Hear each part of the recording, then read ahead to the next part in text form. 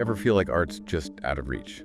Like you can look, but not really touch. This deep dive, we're going deep into the mind of David Corona and his project, Usted, esta, Aquí. Which, for everyone out there, means you are here. It's photography, but also Dante's Inferno and tech. Yeah. That'll make you do a double take. Seriously, we're talking proposals, sketches, even Corona's notes while he was brainstorming. Like we're piecing the puzzle together with him. What got me right off the bat was how Corona takes Dante Inferno, classic stuff, and blends it with cutting-edge digital art.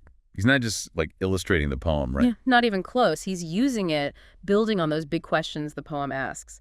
Sin, virtue, what does it even mean to be human, but in this whole digital space? It's almost like he's saying those circles of hell, they're not ancient history, they're us, the choices we make.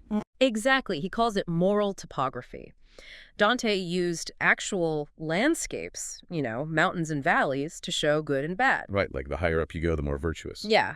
Corona takes that and makes it digital. These landscapes you can get immersed in, but they're shaped by us, not by, mountains and rivers. Okay, so before we go full-on digital Dante, who is David Corona, what's he all about artistically? Looking at his stuff, he's really into constructed landscapes, environments deliberately made by humans. Okay, so think cities, suburbs. But he uses those landscapes to hold up a mirror to us, Yeah. Our values, the impact we have, good and bad. I saw that piece, Concrete Jungle.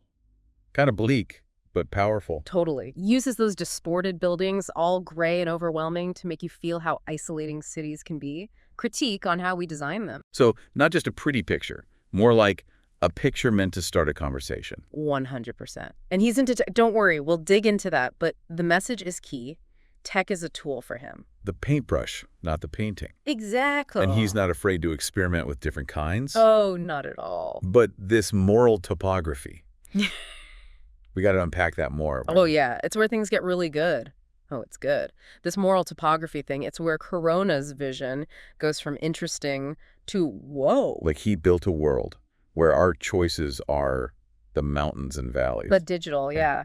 And that's where the tech comes in, which I gotta say, blows my mind. I was looking at his notes on 3D scanning. Intense, right? Next level. It's not just taking pictures. He's using this thing, photogrammetry. Okay, breaking it down for us non-tech folks. So think thousands of crazy high-resolution photos, each one tagged with its exact location, then put together with algorithms to make a perfect 3D copy of a real place. A digital twin, almost. But even more detailed, he even uses LiDAR to get the texture, like how light hits a leaf. It's capturing the feel of a place, not just the look. I can see why you were geeking out over the notes. Imagine stepping into that.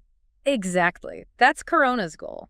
He doesn't want Usted, esta, Aquí to be something you just see. You got to feel like you're in it. Blurring the lines between real and digital. Big time. And get this, he doesn't stop there. He wants this experience to be accessible. I'm seeing notes about VR, even a phone app. It's like he's saying, however you want to experience this, come on in. Totally. He talks about physical prints, too, which I love. Grounding all this high-tech art in something you can actually touch. But then, boom, VR. You're walking in his landscapes. And AR, right. Oh, yeah. Hold your phone up to a city. Suddenly, it's one of his moral landscapes right there on your screen. Wild. He's thought of everything. Everyone's invited to the art party. Which is huge. It breaks down those walls that sometimes keep people away from art, Yeah. Especially when it's about big stuff like morality, technology. Not exactly light dinner conversation. Right. But with Corona, it's like, hey, come as you are, look at this, think about it, even if it's just for a minute on your phone. I got to admit, though, of everything we've talked about, this iriscape thing has really grabbed me. Oh, for sure. That's where things get, philosophical. Our listeners, too, trust me. So break down, what is this iriscape? Picture this. You're on this journey through Corona's digital world, right? And you reach the ninth heaven. You'd expect it to be peaceful, right? Makes sense, ninth heaven, all that. But no. Instead of peace, he hits you with yourself. Literally, your iriscape. Okay, now I need to hear more about this iriscape business. Yeah. Seriously, this iriscape thing, it's like the more we talk about it, the weirder it gets. It's a trip. Like, you're taking your here and turning it inward. Inward, yeah, onto yourself. But how? Does he, scan your eye or something? Read your thoughts. Lay it on us.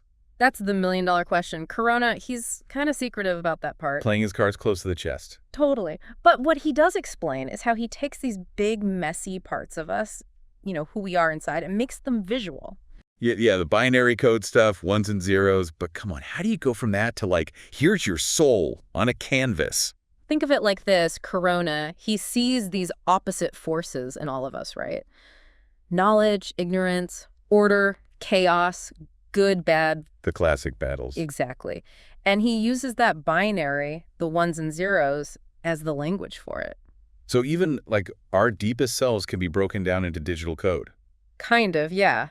And just like any language, it's how those ones and zeros are arranged that makes you... So if my iriscape is all sharp lines and perfect grids... Lots of ones, maybe, yeah. Does that mean I need to chill out a bit? Could be. Or maybe you're just super organized. That's the cool part. There's no right answer. Your iriscape is yours. Makes you think, though. Mm-hmm. If you stood in Corona's ninth heaven, what would your iriscape look like? What have you built in there? See, that's what's so powerful about Usted, esta, Aquí.